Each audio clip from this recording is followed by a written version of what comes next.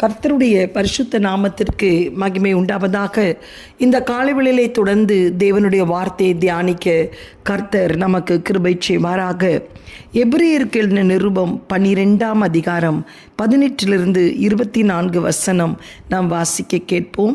அன்றியும் தொடக்கூடியதும் அக்கினி பற்றி எரிக்கிறதுமான பலியிடத்திற்கும் மந்தாரம், இருள், பெருங்காற்று ஆகிய இவைகள் இடத்திற்கும் எக்காலம் முழக்கி தன்னிடத்திற்கும் வார்த்தைகளுடைய சத்தத்திடத்திற்கும் நீங்கள் வந்து சேரவில்லை. அந்த சத்தத்தை கேட்டவர்கள் பின்னும் தங்களுக்கு வார்த்தை சொல்லப்படாதபடிக்கு வேண்டிக் கொண்டார்கள். ஏனெனில் ஒரு மிருகமாகிலும் மலையை தொட்டால் அது கல்லெறியுண்டு அல்லது அம்பினால் எய்யுண்டு சாக வேண்டுமென்று சொல்லப்பட்ட கட்டளையை சகிக்க மாட்டாதிருந்தீர்கள்.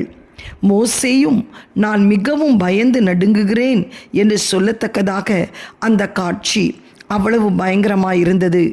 நீங்களோ சியோன் மலையிடத்திற்கும் ஜீவனுள்ள தேவனுடைய நகரமாகிய பரம எருசலேம் இடத்திற்கும் 1000-10,000 தேவதூதனிடத்திற்கும் பரலோகத்தில் பேரெழுதியிருக்கிற முதற் பேரானவர்களின் சர்வசங்கமாகிய சபையின் இடத்திற்கும் யாவருக்கும் நியாயாதிபதியாகிய தேவனிடத்திற்கும் பூரணராக்கப்பட்ட நீதிமான்களுடைய ஆவிகளின் இடத்திற்கும் புது உடன்படிக்கையின் மத்தியஸ்தராகிய இயேசுவினிடத்திற்கும் ஆபேலுடைய இரத்தம் பேசினதை பார்க்கிலும் நன்மையானவைகளை பேசுகிற இரத்தமாகிய தெளிக்கப்படும் இரத்தத்திடத்திற்கும் வந்து சேர்ந்தீர்கள். எனக்கு பிரியமானவர்களே, இந்த காலைவேளையிலே கர்த்தர் நம்மோடு கூட பேசுகிற ஒரு வார்த்தை, ஆபேலின் இரத்தம் பேசினதை பார்க்கிலும் நன்மையானவைகளை பேசுகிற இயேசு கிறிஸ்துவின் இரத்தத்திற்கு நீங்கள் வந்து சேர்ந்தீர்கள். அந்த நன்மையானவைகளை பேசும் இயேசு கிறிஸ்துவின் இரத்தம் புது உடன்படிக்கையின் இரத்தமாயிருக்கிறது.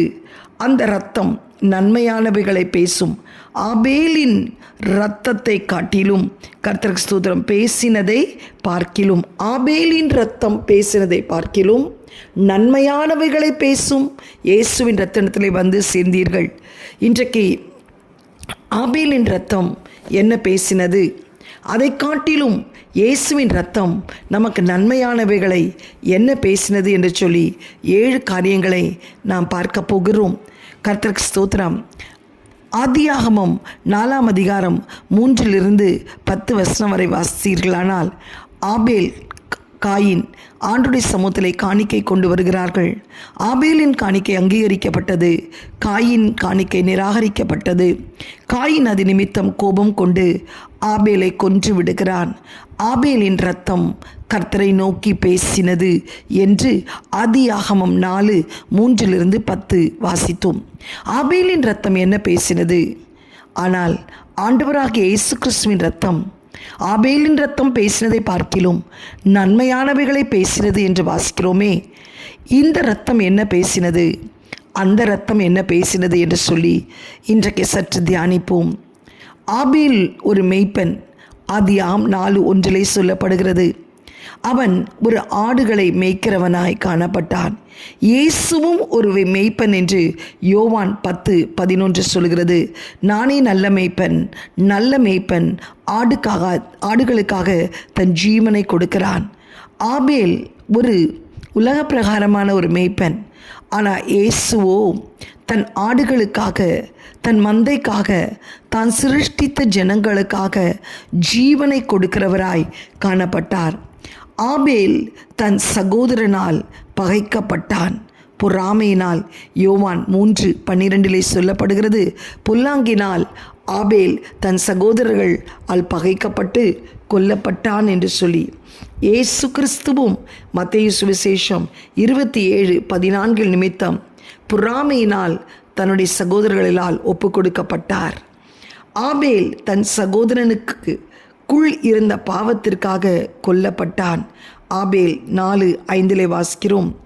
அந்த சகோதரனுக்குள் இருந்த எரிச்சல், பொறாமை, கோபம், கர்த்தருக்கு ஸ்தோத்திரம் உண்டாவதாக, ஆபேல் மீது இருந்த வெறித்தனத்தின் நிமித்தம், பழிவாங்குகிற சிந்தை நிமித்தம் அவன் ஆபேல் தன் சகோதரனாகிய காயினின் பாவங்களுக்காக ஆபேல் கொல்லப்பட்டான். ஆனால் இயேசு கிறிஸ்துவோ இந்த உலகத்தில் உள்ள ஒவ்வொருடைய பாவங்கள், அக்கிரமங்கள், மீறுதல்களுக்காக அடிக்கப்பட்டார். வேதம் சொல்கிறது, யோவான் 1:29, இதோ உலகத்தின் பாவத்தை சுமந்து தீர்க்கிற தேவ ஆட்டுக்குட்டி என்று சொல்லி. 4வது, ஆபேலின் இரத்தம் பிதாவிடத்தில் தனக்காக மட்டும் வழக்காடினது. ஆதியாகமம் 4:10. ஆபேலின் இரத்தம் பூமியிலிருந்து ஆண்டவரோடு கூட பேசினது, வழக்காடினது. என்ன வழக்காடி இருக்கும்? பழி வாங்கும்படி, யுத்தம் பண்ணும்படி, கர்த்தருக்கு ஸ்தோத்திரம், தனக்காக அந்த காயினை சந்திக்கும்படி வெளிப்படுத்தின விசேஷம். 6ஆம் அதிகாரம் 10ஆம் வசனத்திலே வாசிப்பீர்களானால், ஆபேலிலிருந்து கர்த்தருக்கு ஸ்தோத்திரம் ரத்தம் சிந்தினவர்களுக்காக நீ எப்பொழுது பழி வாங்குவீர்கள் என்று சொல்லி வேதத்திலே நாம் வசனத்தை வாசிக்கிறோம். ஆனால் இயேசு கிறிஸ்துவின் ரத்தம் உலகத்தில் உள்ள எல்லா ஜனங்களையும் மன்னியும் என்று பேசினது. ஹல்லேலூயா, கர்த்தருக்கு ஸ்தோத்திரம்.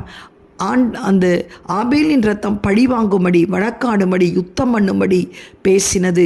அப்பொழுது தான் நாங்கள் இளைப்பாறுவோம். ஆனால் இயேசு கிறிஸ்துவின் ரத்தம் அப்படி அல்ல. அவர்களை மன்னியும், அவர்கள் செய்கிறது இன்னதென்று அறியாமல் இருக்கிறபடினால் அவர்களை மன்னியும், 70 தரம் மன்னிக்க வேண்டும் என்று சொல்லப்பட்டிருக்கிறது. ஆபேலின் ரத்தம் தனக்காக மட்டும் பேசினது, தன்னுடைய பிரச்சனைக்காக மட்டும் பேசினது. ஆனால் இயேசு கிறிஸ்துவின் இரத்தமோ வெளிப்படுத்தின விசேஷம் 9, 10, 11 வாசிக்கும்போது, இயேசு கிறிஸ்துவின் இரத்தம் தனக்காக பேசவில்லை. இந்த உலகத்தில் உள்ள எல்லா ஜாதிகள், ஜனங்கள், கோத்திரங்கள், வம்சங்கள், குடும்பங்கள், சிறியவர்கள், பெரியவர்கள் எல்லாருக்காகவும் இன்றைக்கு வரை பரிந்து பேசிக் கொண்டிருக்கிறது.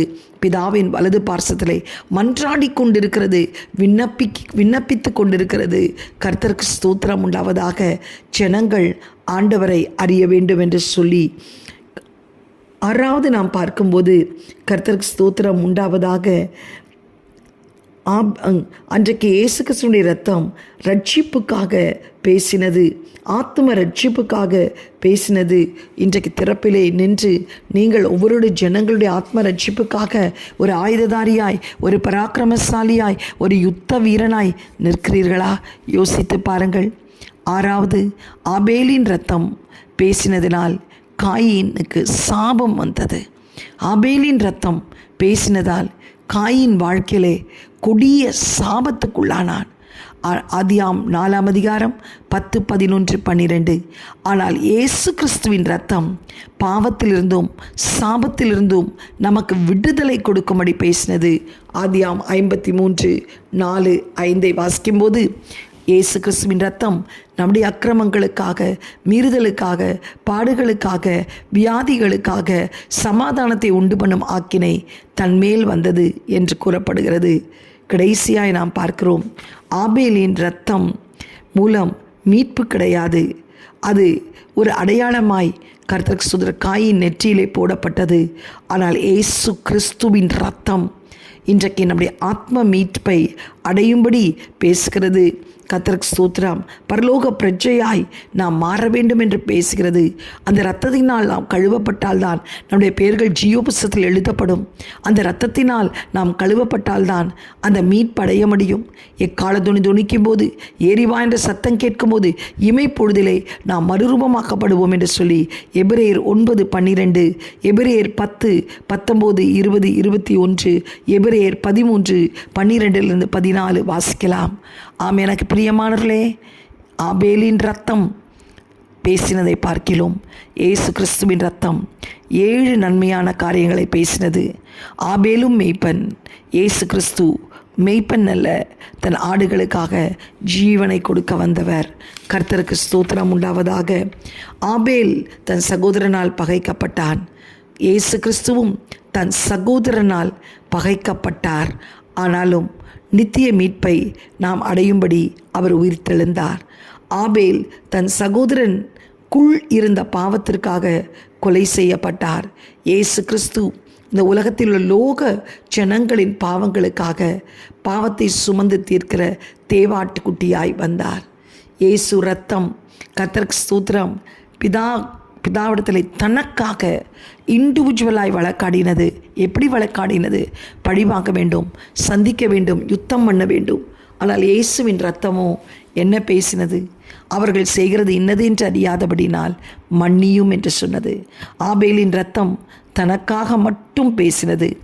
ஆனால் இயேசு கிறிஸ்துவின் இரத்தம், எபிரேயர் வெளிப்படுத்தின விசேஷம் 9:10-11 படி இன்றைக்கு சகல ஜனங்களுக்கும், கோத்திரங்களுக்கும், வாலிபர்களுக்கும், சிறியவர்களுக்கும், பெரியோருக்கும், முதியோருக்கும் இன்றைக்கு வரைக்கும் பிதாவின் வலது பார்சத்தில் பரிந்து பேசி கொண்டிருக்கிறது, மன்றாடி கொண்டிருக்கிறது, விண்ணப்பித்து கொண்டிருக்கிறது, தூக்கி எடுக்கும்படி கர்த்தரோடு போராடுகிறது. ஆபேலின் இரத்தம் கர்த்தருக்கு சொன்ன காயின் வாழ்க்கையிலே சாபத்தை கொண்டு வந்தது. ஆனால் இயேசு கிறிஸ்துவின் இரத்தமோ சாபத்தை நீங்க கிருபாதார பலியாய் நம்மை கிருபாசன தண்டையிலே கொண்டு போனது. ஆபேலின் இரத்தம் ஒரு மீட்பு கொடுக்க முடியாது. ஆனால் இயேசுவின் இரத்தம் ஆத்ம மீட்பை நமக்கு தருகிறது. அந்த விலையேற பெற்ற இரத்தத்தினால் கழுவப்பட்டிருக்கிறீர்கள். அந்த இரத்தத்தை கர்த்தருக்கு ஸ்தோத்திரம். அந்த விலையேற பெற்ற இரத்தத்திற்கு உங்களை ஒப்புக்கொடுங்கள். நீங்கள் பரலோக பிரஜையாய் மாற முடியும். ஒரு எச்சரிக்கையும் சொல்லுகிறேன்.